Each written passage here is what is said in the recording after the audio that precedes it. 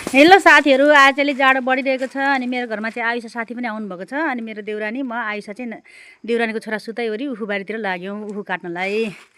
अब उखु काटेर जाडोमा आगो तापी तापी उखु खाउँ भनेर उसले भनेपछि नाइ भन्ने मन लागेन अनि उखु काट्दैछु म चाहिँ।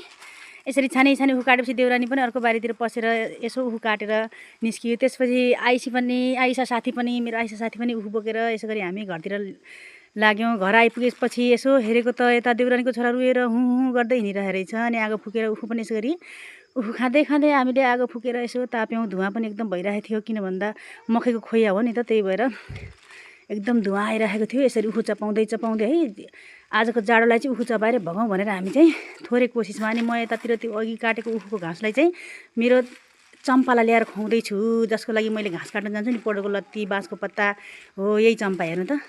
उसलाई मैले घाँस खुवाइसकेपछि चाहिँ अनि म फेरि आगो ताप्नुतिर अब उखु खाएर चाहिँ हामी फेरि मम्फली खानेतर्फ लाग्यौँ। आगो तापी तापी यसो मम्फली पनि खाउँ भनेर मम्फली खाँदै गर्दाखेरि आयुषा चाहिँ कति मजाले खाँदैछु त, म पनि त खाँदैछु त। छोरा पछाडि साइकल हाकेर हिँड्दैछ।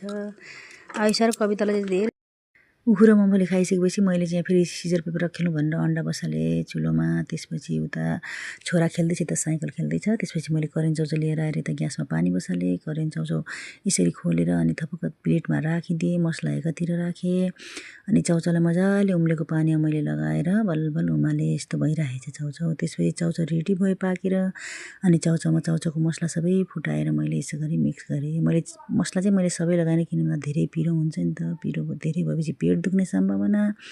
त्यसपछि मैले रेडी गरेर टेबलमा लगेर राखेँ अनि सिजर पेपर पहिलोचोटि खेलेको हुनाले चाहिँ खेल्नै आएन कि हामीलाई कसरी खेल्ने। त्यसपछि देउरानीको पालो आयो। देउरानी त लजाएर खानै सकेन नि, फेरि हाँस्दैछन् देउरानी। त्यसपछि देउरानीको फेरि अन्डा खाने पालो आएछ। बिचरा अन्डा लिएर हातमा उता हाँस्दैछन्। त्यसपछि मेरो पालो आएछ, मैले चाहिँ चाउचाउ खाँदैछु, यता अन्डा पनि खाँदैछु हाँस्दै। त्यसपछि फेरि आयुषा सिसको पालो आएछ। आयुषा सिस पनि यता अन्डा खाँदै चाउचाउ खाँदै। ओहो, मेरो साथीहरूसँग आज